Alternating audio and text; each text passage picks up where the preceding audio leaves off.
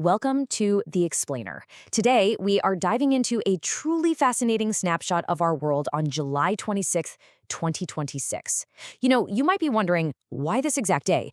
Well, it's because the global news cycle for this specific 24-hour window operated like a massive, highly interconnected nervous system. Seriously, what actually happens when massive forces, think global diplomacy, historic extreme weather, and record-breaking sports victories, all just collide in a single 24-hour cycle? Well, it creates a day of profound contrasts, and the stakes honestly couldn't be higher.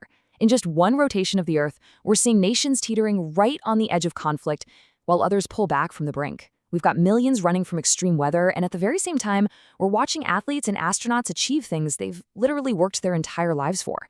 So our goal today is to kind of piece together this giant puzzle and make sense of this incredible scale of human activity. Okay, let's dive into this. Here is our roadmap for today. First, global conflicts and diplomacy. Second, global security and politics. Third, extreme weather and disasters. And fourth, milestones, space, and sports.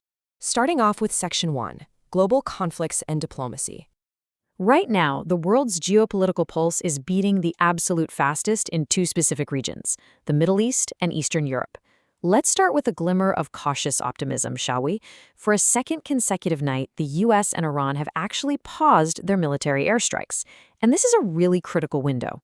Mediators from Oman, Qatar, and Pakistan have stepped firmly into this gap, and they're desperately negotiating a return to an interim ceasefire framework. It's a total high-wire diplomatic act, and these three regional actors are providing the crucial room needed to potentially de-escalate a massive, massive crisis. But while we have that diplomatic pause on one side, escalation pressures are mounting heavily on the other. Israeli Prime Minister Benjamin Netanyahu is fully backing President Trump's campaign to pressure Tehran to end its nuclear program. And this is happening right ahead of his high-stakes direct security talks in Washington this Tuesday. Meanwhile, over in Eastern Europe, Ukrainian President Volodymyr Zelensky has made a really startling public accusation. He claims Moscow is providing real-time satellite imagery to Iranian forces to help them target U.S. and allied military bases. This whole situation brilliantly illustrates the incredibly delicate balance of global alliances, where a conflict in Ukraine can directly bleed right into the security of the Middle East. And that spillover effect isn't just military, it strikes right at the heart of global trade. Off the coast of Odessa in the Black Sea, a commercial cargo vessel, the MV Agnar Ragnar, was struck by a missile. Currently, the Indian embassy in Ukraine is actively tracking the status of 4 Indian seafarers who were aboard that ship. This is just a stark reminder that international borders on a map, they don't contain these conflicts. The ripple effects touch innocent civilians and international shipping routes thousands of miles away. Moving right along to Section 2, Global Security and Politics. Shifting our focus to internal challenges, it's been a really tense 24 hours in security and domestic politics. In Germany, we saw a tragic conclusion. A 24-hour manhunt ended when police shot and killed 21-year-old Abdul Balat. He was a suspect with ISIS ties who drove a van into a crowd and launched a machete attack near the Berlin Pride Festival, leaving 1 person dead and 29 injured. Moving over to U.S. domestic policy, internal documents have revealed that U.S. Immigration and Customs Enforcement, or ICE, is preparing a campaign of arrests and deportations targeting Haitian nationals. This follows the expiration of their temporary protected status. In the judiciary realm, a federal appeals court has blocked President Trump's executive order that sought to establish a centralized national voter database and restrict mail-in voting. And finally, President Trump ordered federal officials to place warning signs outside the Smithsonian's National Museum of American History, citing what he accounts as inaccurate historical accounts. Meanwhile, in the world's most populous democracy, domestic policy is moving just as quickly.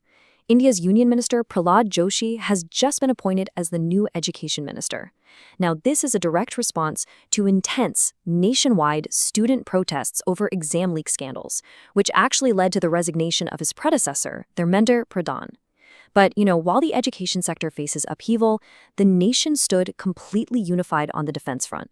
Prime Minister Narendra Modi and Defense Minister Rajnath Singh solemnly marked the 27th Kargil Vijay Divas.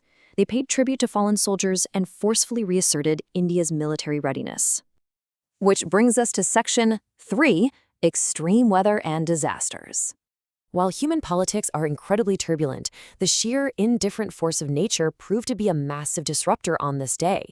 300,000. Just let the scale of that figure sink in for a second. That is the number of residents in southwestern France and central Spain who were forced to evacuate. They are fleeing what fighter fighters are calling firestorms. These are wildfires so incredibly intense, they literally create their own weather systems, including fire tornadoes. It's wild. These erratic winds and unprecedented drought conditions are simply consuming hundreds of homes in their path. And the scale builds even further on the other side of the globe, 700,000. That is the staggering number of people forced to evacuate as Typhoon Nul made landfall. The storm slammed into southern China and Hong Kong, bringing with it absolutely destructive winds, torrential rain, and forcing widespread flight cancellations across the entire region. So when you put that all together, between the firestorms in Europe and the typhoon in Asia, over 1 million people were displaced or evacuated globally due to extreme weather in a single day. 1 million! Just think about the logistics, the fear, and the infrastructure strain of moving 1 million people in 24 hours. It really highlights the immense human scale and the terrifying urgency of these overlapping global climate disasters. All right, time for Section 4, Milestones, Space, and Sports. After the heavy weight of those global disasters, it's definitely time to look at some incredible feats of human endurance. Today marks the triumphant return to Earth for the Soyuz MS-28 crew. 2 Russian cosmonauts and 1 NASA astronaut touched down safely in Kazakhstan. And get this, they spent 241 days working together aboard the International Space Station. Honestly, it's a wonderful reminder that, high above all the geopolitical tensions we just talked about, international cooperation and scientific exploration continue to thrive in orbit. Bringing it back down to Earth. 11-3, 11-7, 11-9. I know, it looks like just a simple sequence of numbers, but this is actually a historic, straight-game scoreline delivered in New Delhi by an incredibly talented 17-year-old top seed. And when you consider that a squash ball can reach speeds of over 170 miles per hour, delivering a flawless victory like this is nothing short of incredible. That 17-year-old is Anahat Singh. With that totally dominant scoreline, she defeated Egypt's Ruqayya Salam, and in doing so, she became the very first Indian player in history to win the World Squash Junior Individual Championship. This is a massive sports milestone. It's an absolute masterclass of skill, and a beautiful moment where a young athlete made permanent history for her country on the global stage. And India's athletic triumphs didn't even stop with squash. In the ICC Men's T20 International Rankings, India now stands tall at number 1. The reigning world champions leapfrogged England to reclaim the top spot. They secured this after taking an unassailable 2-0 series lead in their matchup against Zimbabwe. It's a true testament to sustained athletic excellence. So, I want to leave you with a question today.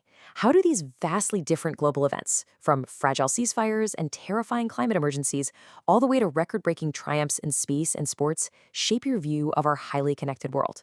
When you see all of this unfold in a single day, you really realize just how dynamic, resilient, and honestly fragile our global system truly is. Thank you so much for exploring this with me today on The Explainer. Keep asking those big questions, and I'll catch you next time.